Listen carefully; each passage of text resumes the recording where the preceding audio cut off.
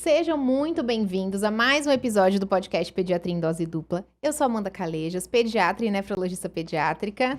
E eu sou da Lise, pediatra, mãe da Isabela e da Giovana. E é um prazer sempre estar aqui com você, né, Amanda? Tava com saudade de gravar, a gente ficou um tempinho aqui sem gravar, né? E hoje a gente vem com um tema super novo aí, né? Um tema tá em alta, digamos assim, Tá né? em Tá em alta, alta. tá bem falada. Isso. Tá bem falada. A gente começa a enxergar em todos os lugares, Agora, né? em todos os lugares a gente só vê isso, então. E todo mundo já tá falando, né? Todas as mamães já estão conhecendo, já estão falando, que é o torcicolo congênito. Isso. Né? Então vamos falar um pouquinho o que é o torcicolo, por que ele acontece, como que as mamães podem identificar, né? Desconfiar. Ou talvez desconfiar, né? E assim, esse assunto acabou ficando em alta agora, nos últimos tempos, assim, depois das medidas de incentivo à amamentação. Porque a gente sabe que o torcicolo, a criança com torcicolo, acaba tendo impacto na amamentação. E quando a gente trabalha com aleitamento materno, quando a gente estimula o aleitamento materno, e quando a gente vai a fundo procurar as causas das crianças que estão com dificuldade de amamentar, ou que porventura acabaram desmamando, a gente acaba percebendo que muitas delas tinham torcicolo, né? Então esse assunto acabou ficando em alta agora por conta de todas as fisioterapeutas, as enfermeiras, as consultoras de amamentação têm abordado esse tema, principalmente relacionado à questão da amamentação, mas a gente sabe que tem várias outras coisas envolvidas, né? Então, às vezes as mães comentam, Amanda, mas parece que agora todo mundo tem torcicolo. Eu acho que é porque agora a gente tá procurando mais, né? Talvez antes tinha, mas a gente acabava não identificando. Talvez agora a gente esteja um pouco mais atento, com esse olhar um pouco mais atento, por conta do incentivo à amamentação. Né? E a gente antigamente tinha muito essa crença da questão do leite fraco, né? E a gente sabe que não existe leite fraco. Uhum. E as causas aí da diminuição da produção do leite, né? As pessoas começaram a buscar, a estudar, e aí dentre elas aí tá o torcicolo congênito. Isso. E aí foi um mundo que se abriu, né? Um mundo novo aí que se abriu. Vocês já ouviram falar, gente, sobre torcicolo congênito? Conhecem alguém que tem? Que já foi feito o diagnóstico, né? E o que é o torcicolo congênito? Na verdade, o que é o torcicolo? Qual que é a definição de torcicolo, né? A definição de torcicolo é a torção do pescoço. Então, o pescoço, na verdade, ele tem que ser retinho, né? E se por algum motivo ele fica torcido, digamos assim, a gente tem um diagnóstico de torcicolo. Ele pode ser causado por questões musculares, né? Então, o músculo fica nessa posição de contração. E a gente vai falar depois quais os motivos disso, né, Amanda? E aí, ele pode ser muscular, que é a maioria dos casos. Ele pode ser por problemas ósseos. Lembrar que no pescoço também a gente tem as estruturas ósseas. Ele pode ser por problemas neurológicos, né? Mas o tipo que a gente vai abordar aqui é mais o tipo muscular, que é o que a gente acaba identificando mais ali no bebezinho, né? Que tá com dificuldade de mamar. Então, são 3 tipos, né, da Lise, dos torcicolos. A gente tem o postural, que é o mais leve. No postural, a criança, ela tem uma posição que ela fica preferencial, então é como se um lado do pescocinho fosse mais curto, isso gera uma rotação, mas é uma criança que consegue fazer todo o movimento de lateralização da cabeça, ela não tem limitação de movimento e nem rigidez, mas quando ela para em repouso, ela tem um ladinho que ela prefere ficar, né? A gente tem o muscular intermediário, que é o muscular intermediário, a criança ela para tortinha e ela consegue mexer para os 2 lados, mas para um lado ela já tem mais dificuldade, então a gente já não vê uma criança que lateraliza tão bem a cabeça, certo? E a gente tem um que chama massa de esternocleidomastoide. Esse é um pouco mais raro e é um pouco mais grave, e geralmente ele já cursa com uma alteração muscular mais importante, que faz com que a criança realmente tenha uma alteração bem importante, né? É isso aí. E existem alguns fatores de risco, né? Para esses casos mais leves que a gente está falando, do torcicolo muscular. E a gente vai falar um pouquinho sobre cada um. Então, história familiar é um fator de risco. Então, se você tem na família alguém que nasceu, né, com torcicolo, ou se você está observando que algum bebezinho nasceu com torcicolo, ficar de olho, tá? Outro fator de risco são as posições intraútero, né? Então, existem as teorias de que a posição que o bebezinho vai ficar intraútero vai deixar ele mais tempo nessa posição e pode, né, causar tensão muscular ali. Então, por exemplo, gemelares, o paciente pélvico, né, Amanda? O paciente fica sentadinho dentro da barriga, né? Posiçãozinha na cabeça. Porque eles falam o paciente pélvico, porque aqui no nosso diafragma ali, o peso que a gente tem de um lado é diferente do peso que a gente tem do outro, porque de um lado a gente tem o fígado, do outro lado a gente tem o estômago, são órgãos diferentes, pesos diferentes, pode acabar trazendo uma tensão ali para o útero, né, de uma forma diferente. Isso, são fatores de risco, né? Por exemplo, os bebês que ficaram com pouco líquido dentro da barriga, também é um fator de risco, né, uma coisa que a gente pode pensar aí que pode acabar gerando um torcicolo. Bebê muito grande. Bebê muito grande, né, falta espaço na barriguinha na barriga da mãe. Partos que, porventura, a gente usa fórceps ou vácuo, né? Partos naturais que a gente usa fórceps ou vácuo. Isso pode ser um fator de risco também para o desenvolvimento de torcicolo. E gestação gemelar, né? Porque às vezes realmente eles ficam mais espremidinhos. E eu vi... Ai, agora eu não me lembro. Eu acho que eles falam que é o bebê que encaixa primeiro. Eu acho que era isso. Depois eu vou confirmar essa informação. Mas eu acho que eles falam que na gestação gemelar, o risco do torcicolo aumenta pro bebê que encaixa primeiro. Talvez porque ele encaixa já meio espremidinho ali, né? A pressão. Pode ser, pode ser. Então, esses seriam os fatores de risco que a gente observa para uma possibilidade de aparecimento de torcicolo. Não significa que todas essas coisas vão levar ao torcicolo, mas são os fatores de risco que a gente observa, né? E aí, eu acho que o mais importante é a gente explicar para as mães agora como elas podem desconfiar de que o bebê possa estar com torcicolo. É claro, gente, diante de qualquer sinal desses que a gente vai falar agora, o ideal é que você procure um fisioterapeuta que tenha especialização nisso, ou converse com seu pediatra para confirmar o diagnóstico. O que a gente vai falar aqui são coisas que vocês podem observar em casa, que podem fazer vocês pensarem que esse bebê possa estar com torcicolo congênito. Isso, não é suspeita, né? Não é confirmação, isso, né? Então... isso. Sair por aí fazendo diagnóstico de torcicolo, né? Então, sabe assim, uma coisa que você pode observar em casa é a posição do seu bebê. Observa se no carrinho, no bercinho, ele tá sempre na mesma posição, com a cabecinha sempre virada do mesmo lado. Ou quando você pega no colo, ele sempre vira a cabecinha pro mesmo lado. Isso é uma coisa que você pode observar. Isso. Outra coisa que você pode observar, um bebê que sempre quer mamar só do mesmo lado. Isso é muito comum. Antigamente, nossa, era tão comum. Falar, ele só quer esse seio. Tem mãe que fica até com uma mama maior que a outra. Ele só gosta desse seio, ele só quer esse seio. Pode ser que seja que ele tenha realmente o torcicolo e dificuldade na mobilização, na lateralização. E aí fica com dificuldade de pegar uma das mamas, né? Essa questão da posição, tem muitas mães que relatam, por exemplo, sabe aquela posição clássica de arrotar? Que a gente põe o bebezinho em pezinho assim? Às vezes a criança que tem torcicolo, ela ela só se ajeita de um lado, ela não se ajeita do outro, porque ela só consegue ficar com a cabecinha confortável de um lado. Então tem muita mãe que relata, fala, doutor, eu não consigo deixar ela naquela posição clássica de arrotar. Isso também é um sinal da posição preferencial, né? Que a criança tá ficando mais com a cabecinha de um lado do que a cabecinha do outro.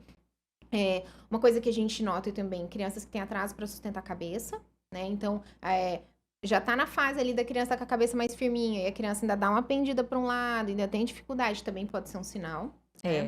Outra coisa também é quando você vai fazer o tummy time. Observar se o bebezinho na hora do tummy time tem dificuldade de ficar com o pescocinho estendido ou de lateralizar a cabecinha para um lado. Se os membros ficam um pouquinho mais rígidos, né? Isso. Ficar de olho no bebezinho também.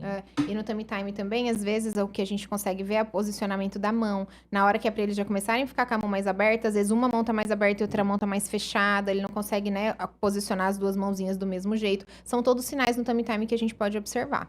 Né? Um outro sinal muito comum e muito fácil da mãe observar, né, que pode sugerir o torcicolo congênito, é a assimetria craniana, que é o bebezinho com a cabecinha torta, que a gente chama de plagiocefalia. Isso. Então, você observar que seu bebezinho tá com a cabecinha um pouquinho torta, pode ser posicional pelo torcicolo. Logicamente, você vai procurar o especialista para fazer uma avaliação, mas é uma sugestão, né, uma suspeição de torcicolo congênito. Porque a cabecinha do bebê, gente, ela tem que ser redondinha, né? E aí, se você olha atrás, você vê que um lado tá mais achatado que o outro, né? Pode indicar uma simetria e merece uma avaliação.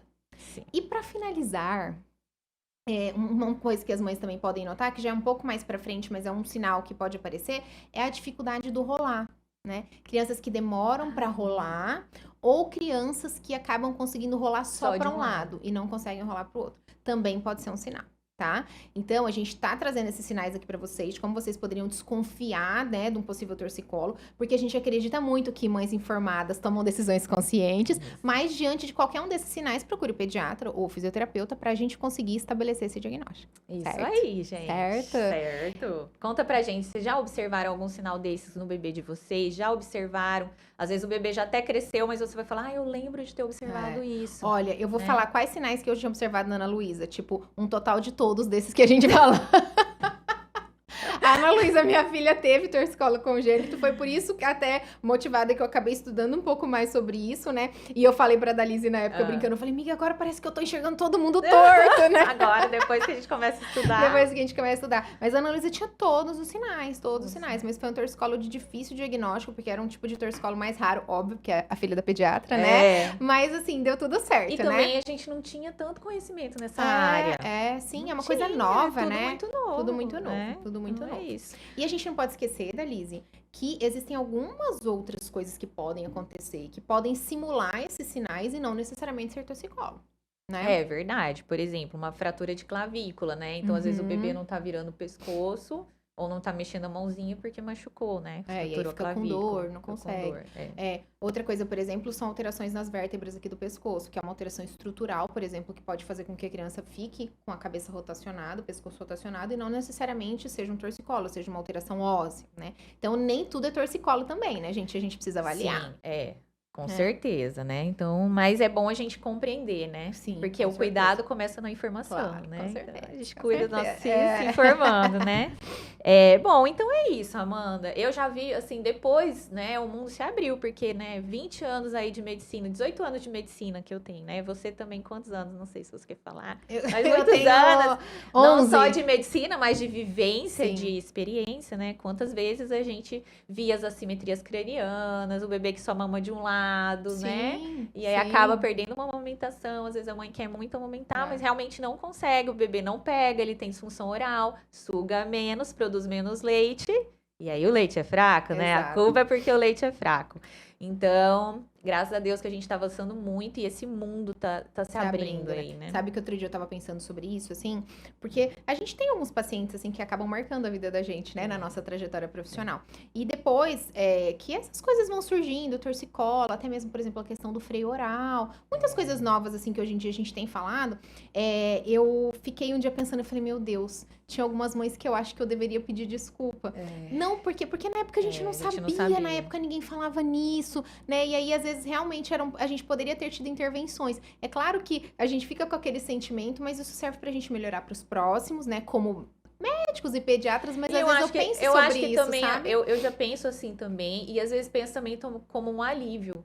Sim, Fala, gente, nossa, que bom que a gente a descobriu. gente tá descobrindo isso, porque exato. agora daqui pra frente a gente vai ter oportunidade, Melhorar, né? Então são esses dois sentimentos que realmente Sim. a gente tem. Que eu me lembro das pacientes, me lembro, assim, exatamente, de muitas que talvez, né, a gente conseguiria fechar, mas a gente não tinha esse conhecimento, né? Mas tá tudo bem também, né? O importante é a gente estar aberta a essas novas coisas, a gente sempre tem que aprendendo evoluir, coisas novas e sempre. evoluindo, exato. Realmente. E pra finalizar, Dalise, então, esse tema, vamos falar um pouquinho sobre o tratamento do torcicolo. Vamos dar uma pincelada geral, porque cada caso é um caso, né? E cada caso vai ter as suas indicações aí. Exato, né? Exato, né? Não tem como a gente padronizar o tratamento igual para todo mundo. Eu acho que o primeiro ponto é o posicionamento em casa. Coisas que a mãe já pode ir fazendo, né, para melhorar. Então, fazer o tummy time, a gente sabe o quanto o tummy time é importante. Eles preconizam numa criança que tem torcicolo o tummy time pelo menos 3 vezes por dia. A duração variando de acordo com a tolerância da criança, mas pelo menos 3 vezes por dia estimular o bruço para ela conseguir, né, tentar elevar a cabeça, tentar fazer um movimento de lateralização da cabeça. Mudar o decúbito da criança durante o dia. Então, a gente sempre fala, deixa um pouquinho no berço, deixa um pouquinho no carrinho, deixa um pouquinho no tapetinho do chão, vai mudando. Enquanto a criança está acordada, deixar de bruço, deixar de lado, mudar, né, o posicionamento. Isso. Então, isso são coisas que a mãe já pode ir fazendo em casa. Essa questão do contato da criança com o solo é um dos pilares, sim, do tratamento do torcicolo. né? Isso. E do desenvolvimento da Sim, criança, sim, né? como em um geral. todo, né? Então, posicionar a criança e também se preocupar com o ambiente que a criança tá. Então, às vezes, fazer algumas mudanças, mudar o bercinho de posição, de lugar, né? O trocador, mudar de lugar. O brinquedinho móvel, por exemplo, muda de lado. Sim. Vai brincar com a criança, brinca lateralizando de um lado para o outro. E, normalmente, essas orientações, a própria pediatra ou fisioterapeuta que acompanhar, ela vai ensinar para a mãe essas medidas aí para Isso. poder ajudar, De né? acordo com, Na com verdade, o lado, de né? movimentar, né? E de acordo com o lado que a criança tem um de pouquinho acordo mais com o dificuldade, às vezes a gente acaba estimulando o lado Mais que ela o tá com lado. mais dificuldade, né? Isso aí. Certo? Bom, procurar uma fisioterapeuta especializada, né? Uma Isso. consultora de amamentação, uma pediatra, né? A pra poder fisioterapia avaliar. é um dos pilares do tratamento, existem as indicações, existem vários métodos de fisioterapia que trabalham o torcicolo congênito, né? Mas isso daí vai da indicação do pediatra, depois que é avaliado, o fisioterapeuta. Mas a mamãe já pode começar em casa a trabalhar esses posicionamentos, essas mudanças ambientais, que com certeza já vai acabar ajudando o torcicolo da criança, né? Isso aí, É gente. isso aí. Esse episódio foi, assim, bem esclarecedor, né? Foi. Parece ser simples, mas é um diagnóstico muito importante para ser feito. A gente quer que as nossas mães tenham conhecimento mesmo para poder cuidar da melhor forma dos seus bebês, né? Uhum. Se munindo de conhecimento. E porque é muito importante, eu acho, por conta do impacto que ele tem, né? Do impacto do diagnóstico do torcicolo e da melhora que o tratamento traz. Então, eu acho que isso é por isso que talvez esse episódio seja tão importante. Sim, né? isso aí. É isso. Isso aí. Dalise, é sempre um prazer dividir o microfone com você. Hoje num espaço diferente, né? Um pouco mais pediátrico, vocês viram. Mais colorido. A gente tá aqui na sala da tia Amanda hoje, mudando os ares, né? Isso Um prazer, Dalise. o prazer é meu. Eu sempre aprendo muito com você, muito mesmo. E a gente espera vocês nos próximos. Tchau, tchau.